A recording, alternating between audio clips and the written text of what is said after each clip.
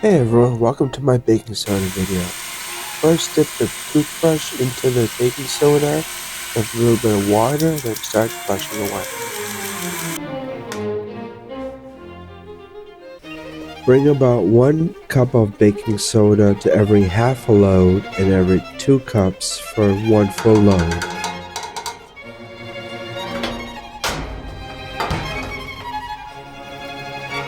Wet your hands and apply some baking soda on it.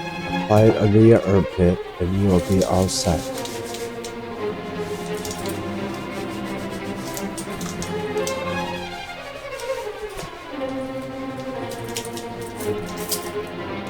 No need for deodorant. All you need is some baking soda.